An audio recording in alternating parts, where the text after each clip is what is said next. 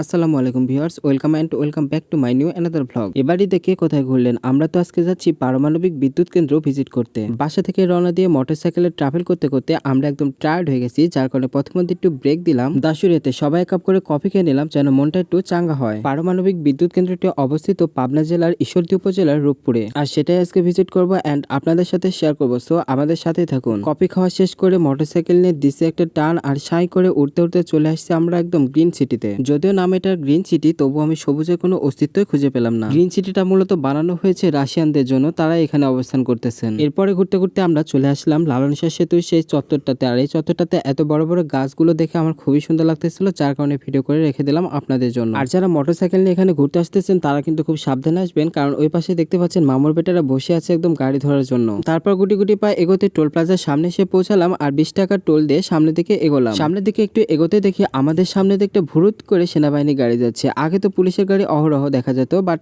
এখন সবখানে শুধু সেনাবাহিনী আর সেনাবাহিনী। যাই হোক, তারা তার কাজ করুক, আর আমরা এখানে ঘুরতে আসছি, ঘুরে টুরে চলে যাই। বাবা সামনে কিন্তু দেখা যাইতেছে, বলেন তো এটা কি? ওইটা হচ্ছে লালন শাহ সেতু, আর পাশেই কিন্তু একদম হার্ডিঞ্জ ব্রিজ অবস্থিত।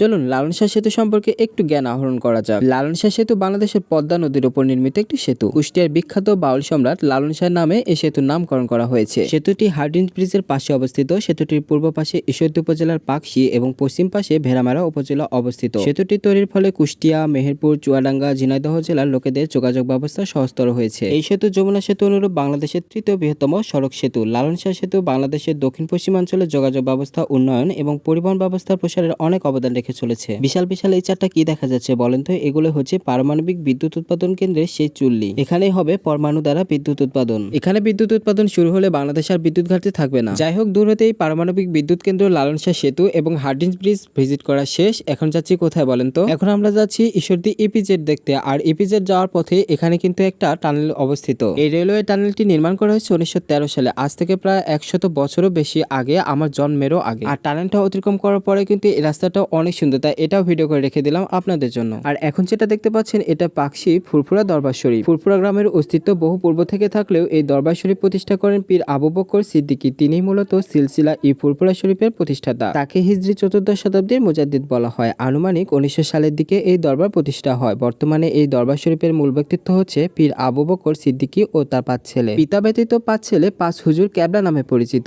ইনারা সবাই তার পিতার খেলাফত পেয়েছিল এবং পীর ছিলেন। ইনারা দুই বাংলার বিভিন্ন স্থানে গমন করে ইসলাম প্রচার করেছেন এবং সাধারণ জনতাকে মুরিদ বানিয়েছেন ও দীক্ষা দিয়েছেন। এখন তো এই জায়গাটা শুনশান জনমানবহীন, কিন্তু যখন এখানে ওরস হয় তখন একদম কানা কানা পরিপূর্ণ থাকে মানুষ দ্বারা। ঈদ উপলক্ষে কিছু মানুষ আমাদের মতো বেড়াতে আসছে এখানে, আর পাশে একটা রিসোর্ট আছে, চাইলে আপনারা এখানে অবস্থান করতে পারেন। তো এখানে ঘুরতে ঘুরতে আমাদের জোহরের নামাজের ওয়াক্ত হয়ে গেছে, আর তখন আমরা সবাই মিলে নামাজ পড়ে নিলাম। দেখতে পাচ্ছেন মসজিদটা অনেক বিশাল বড়, আর এখানে একসাথে অনেকগুলো মানুষ নামাজ পড়তে পারে, যদিও আজকে অতটা মানুষ নাই। আর এটা হচ্ছে ঈশ্বরদী ইপিজেড, এখানে অসংখ্য লোকজন চাকরি করে। এরপর এখান থেকে যাবো লালপুর গ্রিন ভ্যালি পার্কে। সে পর্যন্ত সবাই ফলো দিয়ে পাশে থাকুন।